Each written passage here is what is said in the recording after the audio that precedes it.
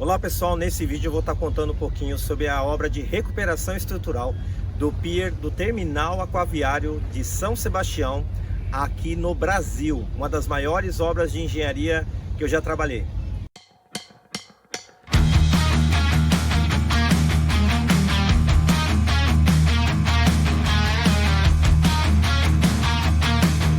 Então pessoal, eu sou o arquiteto Robson Martins. Nesse vídeo eu vou estar contando para vocês o meu trabalho aqui durante a recuperação estrutural desse pier da Transpetro, fica na cidade de São Sebastião, pertencente ao maior terminal aquaviário de petróleo e derivados da América Latina. A estrutura do pier é em concreto armado, a forma desse pier é em Y, ok? Mas a partir de uma certa seção, da metade dele para adiante, devido à profundidade do canal, as estacas são metálicas. A recuperação estrutural dessa estrutura, ela foi feita pela empresa Queiroz Galvão e pela Concrejato, que foram contratadas pela Transpetro, e eu fui um dos fiscais desta obra. Esse projeto foi muito legal porque nós tivemos que atender elevados requisitos de segurança no trabalho, porque as pessoas trabalhavam em cima do mar, proteção ambiental, porque nós estávamos em cima do oceano, não poderíamos sujar ou provocar qualquer dano à fauna ou à água e tudo mais. Então foi uma obra assim de excelência. O pessoal que trabalhou aqui sempre passaram por treinamento, por qualificação, a fim de que o trabalho de recuperação estrutural ele fosse executado da melhor maneira possível. Uma outra coisa que eu destaco nesse projeto também foi o uso de tecnologia e de materiais de ponta.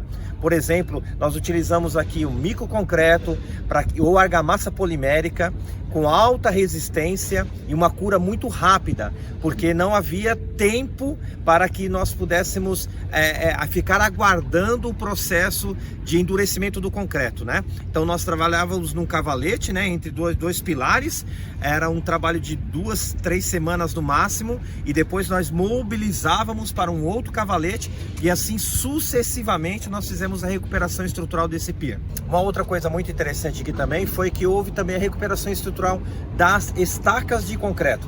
Então aqui nós podemos notar que há uma variação de maré. Uma outra coisa importante de se destacar é que as pessoas amam morar na praia, mas aqui é um local onde o concreto armado ele sofre muito com a agressividade ambiental, ou seja, quanto mais próximo do mar, mais sujeito a patologias o concreto vai ser. Uma coisa muito legal que a gente fazia também aqui nessa recuperação estrutural era fiscalizar o trabalho dos mergulhadores, das equipes de mergulho, porque nós fazíamos também a recuperação estrutural das estacas de concreto, na parte ali onde há a variação de maré, como nós também fizemos a recuperação estrutural nas estacas metálicas, também nessa região de variação de maré. Foi muito legal, muito bacana poder acompanhar. Algumas vezes, né, as pessoas eram feitas filmagens dessa parte submersa.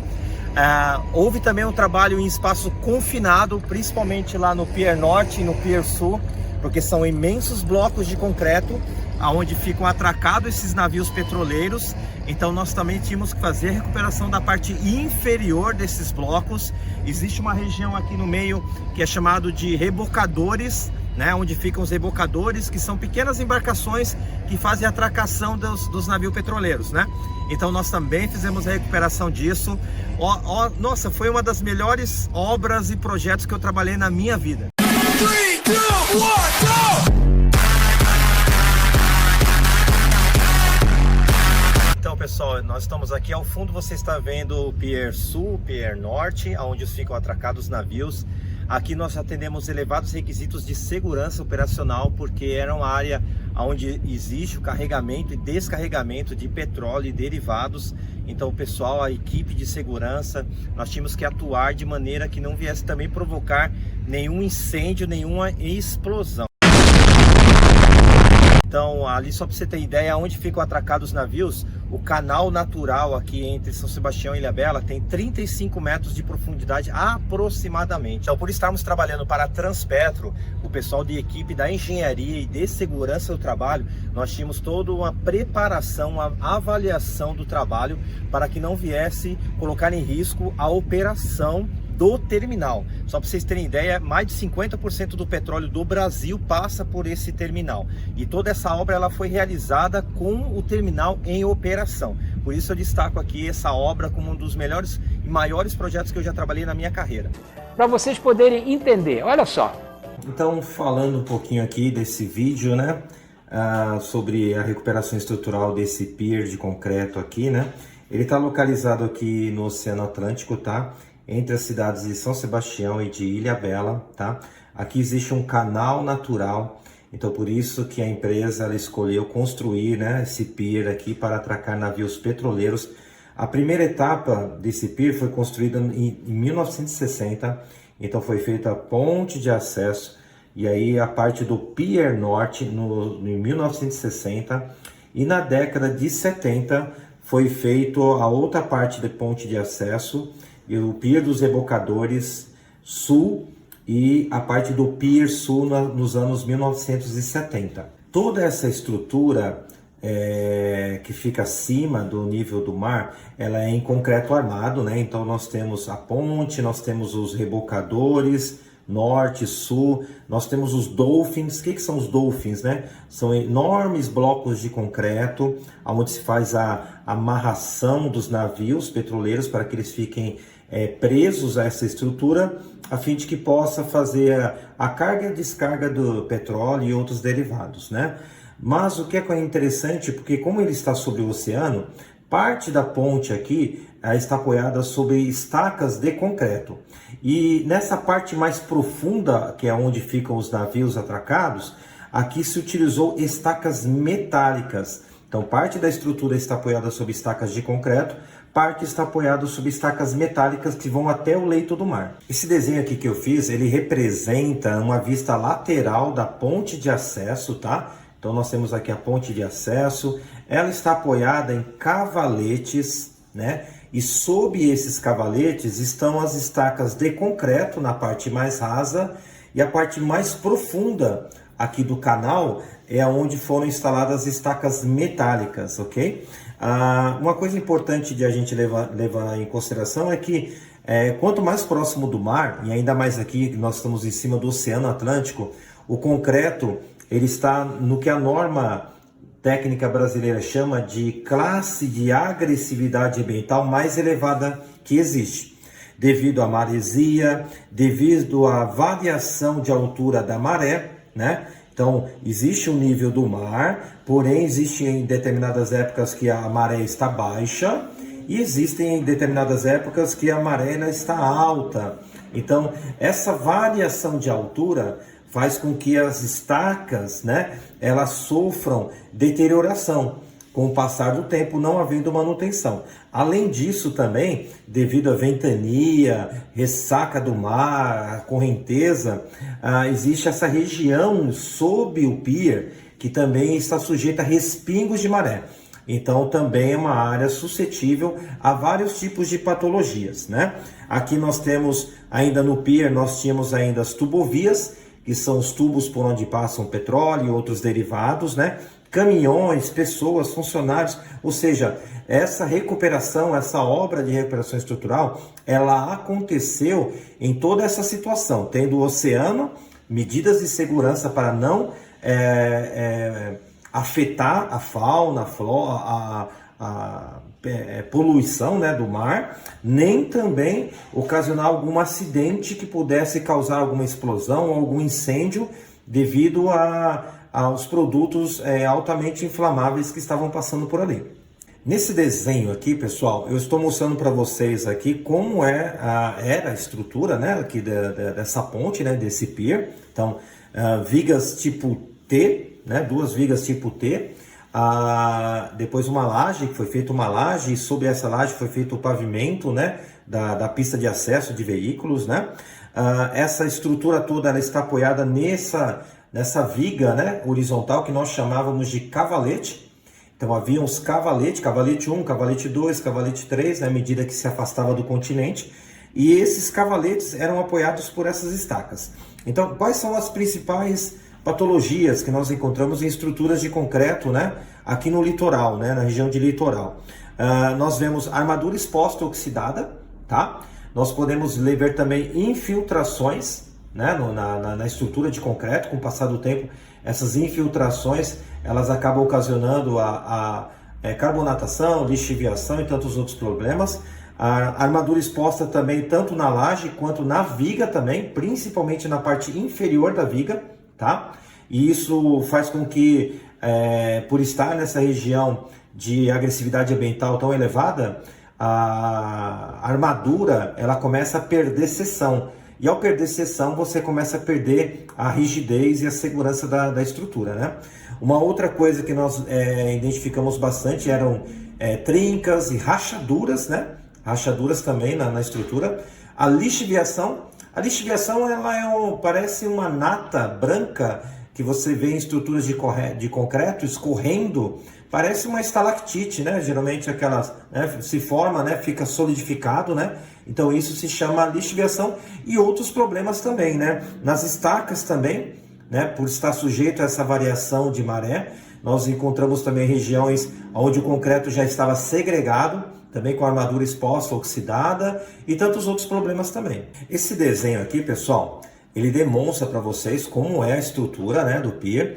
Então, aí falando para vocês sobre essa questão do projeto de recuperação estrutural, né, de qualquer tipo de estrutura, é necessário, né, a norma recomenda que você faça análise do projeto. Nesse caso, os projetos eram da década de 60 e de 70, análise também de corpos de prova. Então, são retirados, né, da estrutura de concreto, pedaços da estrutura.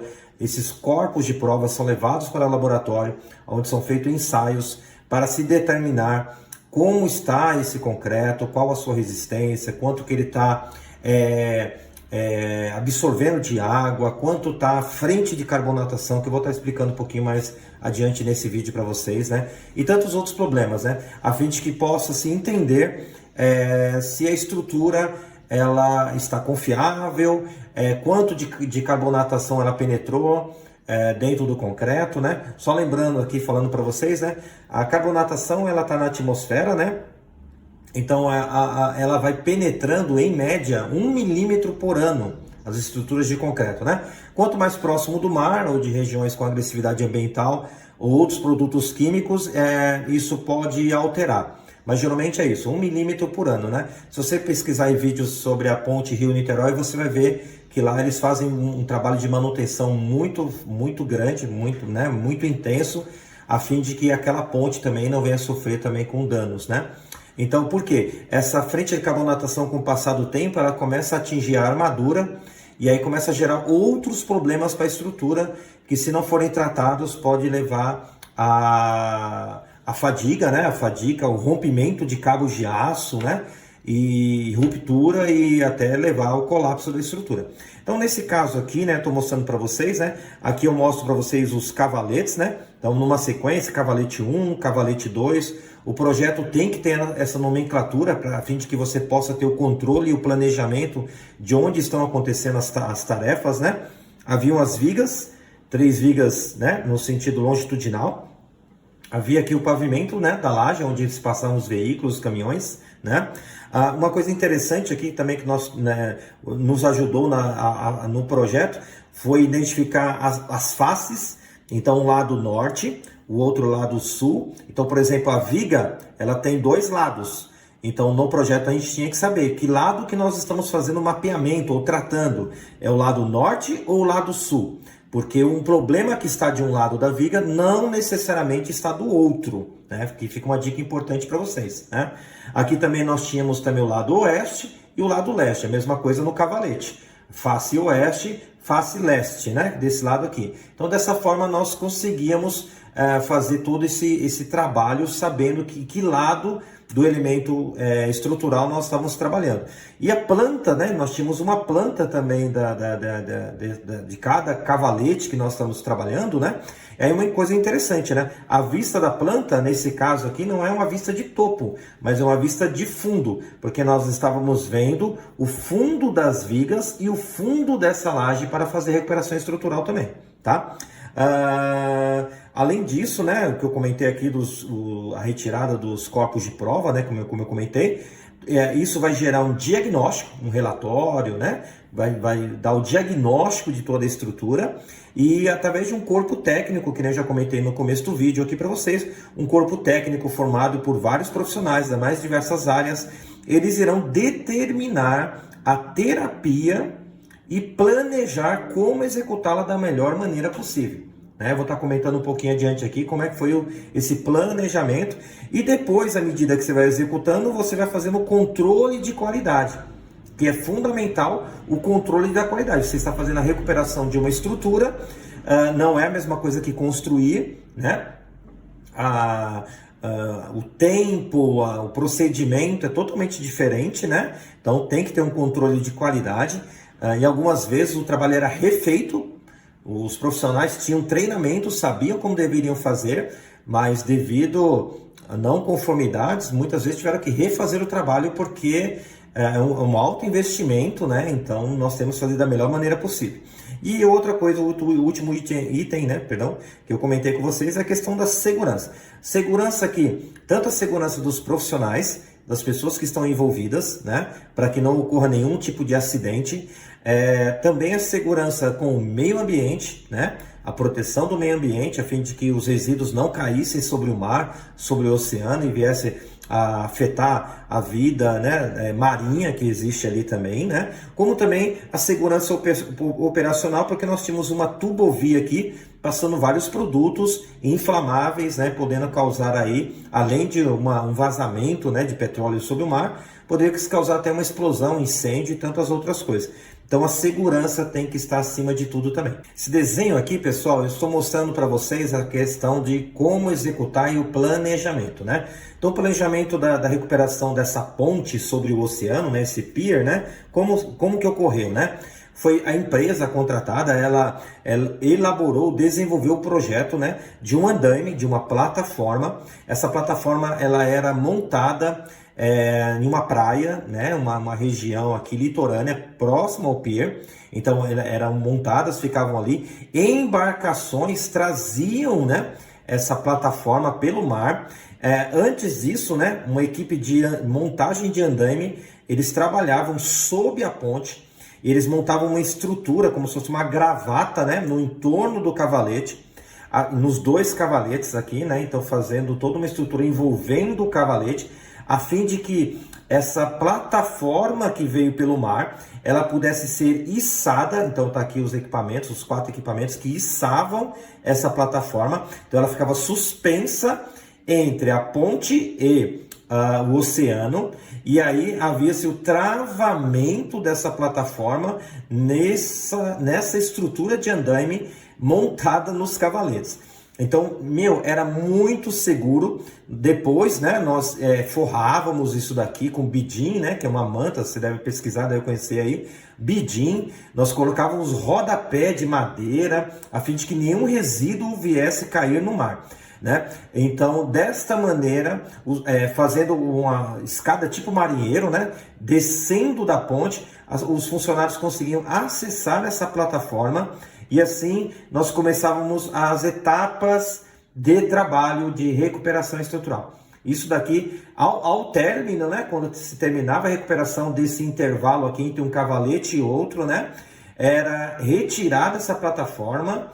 E aí ela ia passar por uma manutenção e tudo mais tal, e ela era remontada em um outro trecho da ponte. Então assim, sucessivamente, nós fomos recuperando cavalete por cavalete. Aí só aproveitando esse momento aqui, né, vou estar mostrando para vocês aqui as etapas, né, do trabalho de recuperação estrutural. Como que eu fui trabalhar nesse projeto, né? Só lembrando, né, eu já fiz um MBA em gestão de projetos. No MBA tem uma disciplina que é Patologia das Construções, onde eu tive com o professor Dr. Leon. Ele é um professor do curso de Engenharia Civil da Cruzeiro do Sul, lá de São Paulo. Um professor muito renomado, um cubano muito carinhoso. Eu já o conhecia de São Paulo, né, porque eu estudei Arquitetura e Urbanismo na Cruzeiro do Sul em São Paulo. Ele já era professor lá no curso de Engenharia Civil. Então, nos reencontramos aqui muito tempo depois, na pós-graduação. Então, ele foi meu professor, um mestre maravilhoso. Além disso, né, no curso de arquitetura também, Quem tiver interessado, faça o curso de arquitetura. Existem disciplinas relacionadas à preservação do patrimônio histórico, né? E tem lá técnicas retrospectivas, então você vai aprender um pouquinho também sobre como recuperar edifícios, estruturas antigas, né? Além disso, eu também fiz aí outros treinamentos, outros cursos. Então, quando eu fui trabalhar, fazer entrevista, né, para trabalhar nesse projeto, eu já tinha uma experiência, já tinha conhecimento, né? E isso me ajudou bastante a estar fiscalizando o trabalho executado na recuperação estrutural desse pier. Faço laudos também, né? Então aí para quem pretende também trabalhar com arquitetura, pensa que só fazemos desenhos, né? Fazemos projetos.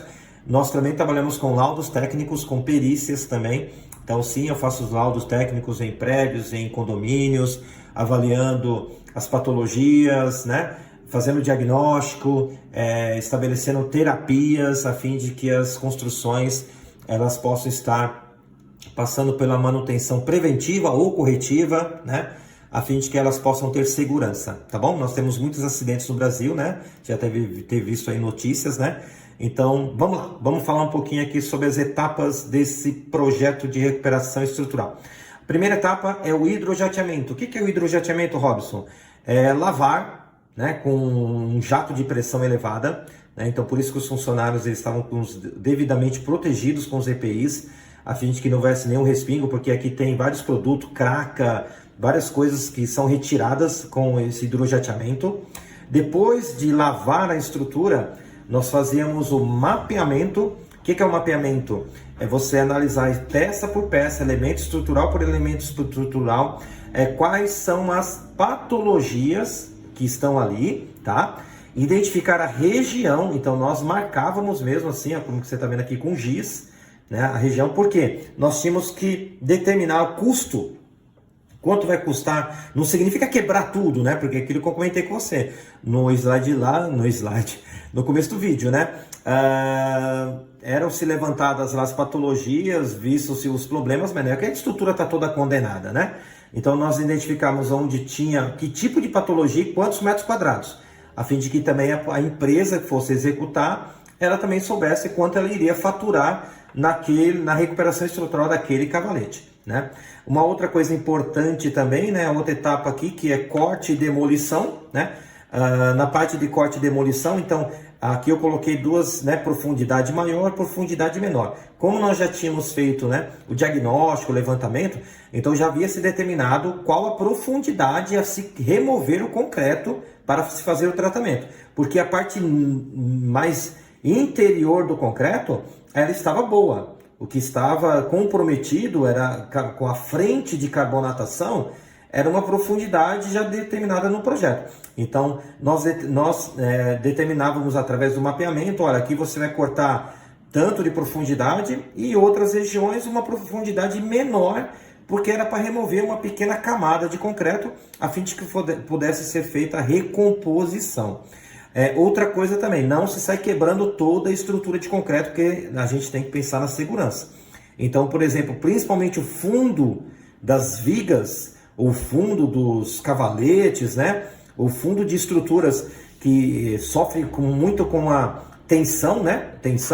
Então, ainda que nós tivéssemos feito aqui, vai ter que quebrar o fundo como um todo, nós, na fiscalização, nós demarcávamos e havia um procedimento falando, olha, vai se quebrar uma fração da região, fazer o tratamento, depois você quebra um outro ponto da estrutura longe da área onde você recuperou agora, para que pudesse haver o endurecimento do concreto, quebra uma outra região e quando lá está pronto, vem para essa região aqui e quebra. Aqui já está concretado, então você vai fazendo pequenos trechos separados e ao final todo o fundo da viga foi recuperado.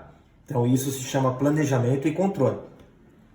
Havia também um trabalho de recomposição da armadura. Sim, essa armadura que eu estou falando para vocês aqui era a armadura da largura do meu polegar. E ela estava já com perda de seção. Concreto segregado, quando o concreto já se separa. Os estribos todo corrompido, né? Corroído, né? Então o que nós fazíamos? A recomposição da armadura, né? Os engenheiros, eles faziam lá tal. Então o pessoal já tinha toda a técnica, eram-se instalados novos vergalhões nesse trecho onde houve a decomposição, né? Então se instalavam barras aqui, era feito aí toda uma pintura, né, com prime, uma proteção mecânica, para que depois houvesse a concretagem, né?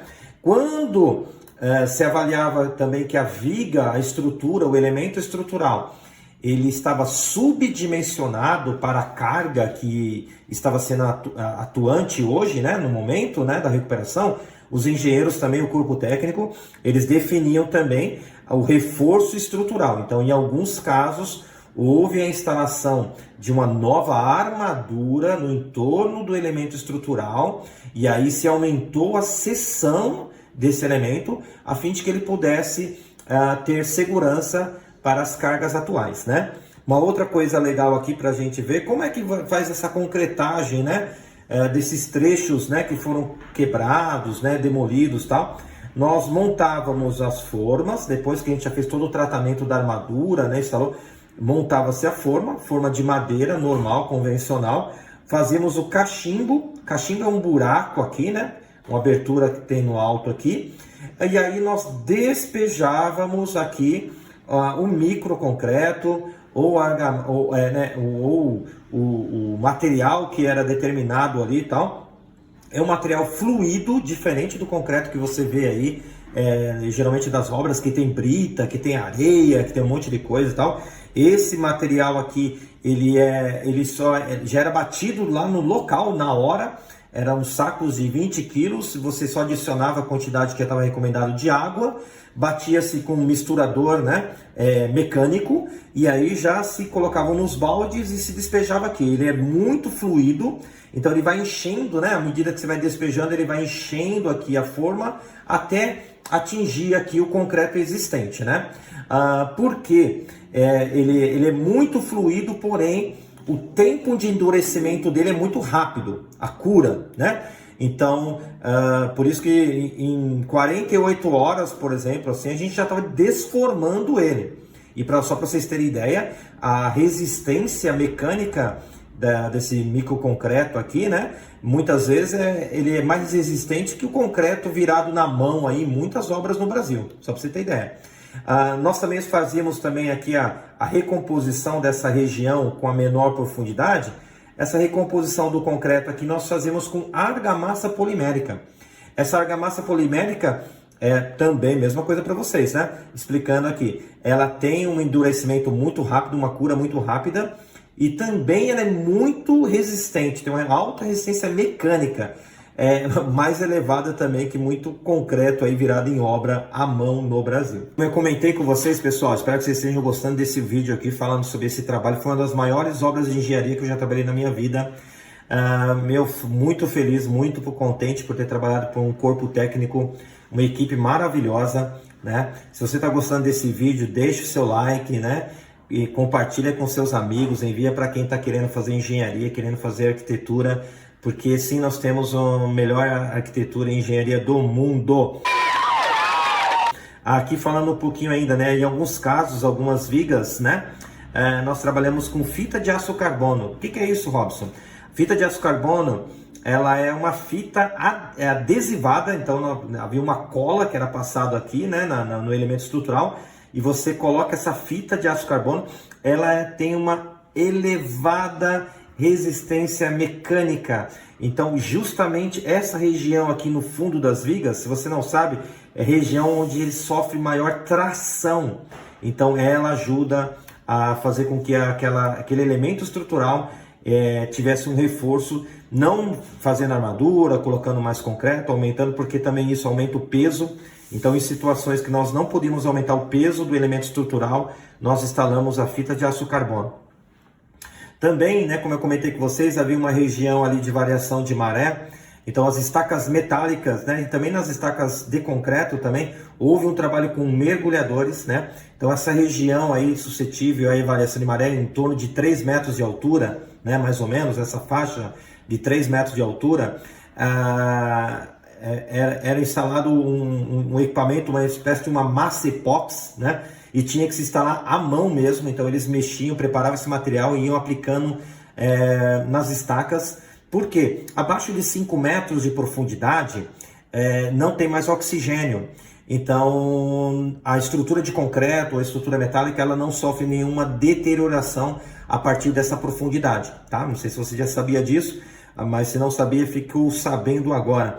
Os dolphins também, aqueles grandes blocos, né, onde eram amarrados navios também, os mergulhadores também faziam um trabalho também na parte inferior deles também, por ser uma área de respingo, também tinha armadura exposta, concreto segregando, né?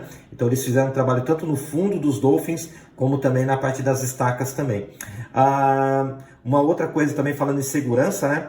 Algumas regiões da ponte, né? Então como havia essa variação de maré, era considerado também trabalho em espaço confinado. Então nós tínhamos que quebrar aqui a parte superior do concreto, né?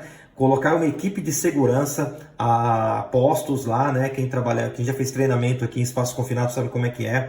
Tem que ter lá o tripé, tem que ter a corda já amarrada, o cinto já amarrado no funcionário que está dentro do local, porque se ele tiver um mal súbito, se acontecer qualquer coisa no espaço confinado, ele já é resgatado da maneira mais rápida possível, né? Então, essa região aqui, como sofria essa variação de maré, quando a maré subia e atingia o fundo da viga, isso daqui se tornava espaço confinado. Então, é muito perigoso, né? Então, ao longo do dia, tinha que haver esse monitoramento em algumas situações. A questão da proteção ambiental também, né? Nós tínhamos treinamento, aqui fica isso é dica para todo mundo aí, né? Coleta seletiva, tambonamento, né, de materiais perigosos e tudo mais tal, né? Então, pessoal, espero que vocês tenham gostado desse vídeo. O objetivo dele foi mostrar para vocês um pouquinho sobre o trabalho do profissional da arquitetura, do urbanismo, da engenharia também. Achei bonito, viu? Tá lindo. Destacar também a importância das nossas empresas, dos engenheiros arquitetos do Brasil, como nós temos alta tecnologia, nós temos pessoal competente, qualificado para fazer a gestão de projetos, né? E nosso país precisa disso. Outra coisa que eu destaco também aqui, né, para você, é mostrar a gama de trabalhos, de atividades que podem ser exercidas por um profissional da arquitetura. Para você que está pensando em estudar, tem uma profissão de futuro, né? Então, se você estava na dúvida, espero que esse vídeo tenha te ajudado a decidir, escolher por cursar essa profissão. Você que já está se formando, né? Fica aqui uma dica para vocês, né? Eu tive que fazer cursos de MBA em gestão de projetos, fiz cursos na área de patrimônio histórico, de recuperação estrutural também. Então, isso aqui mostra para você que ao longo da carreira nós vamos nos fazendo cursos para aperfeiçoar o nosso conhecimento. Se você gostou desse vídeo, deixe seu like, compartilhe com seus amigos. Se você tem alguma sugestão ou você tem alguma dúvida, escreva aí que eu estarei respondendo, tá bom? Um abraço, até o próximo vídeo, tchau, tchau.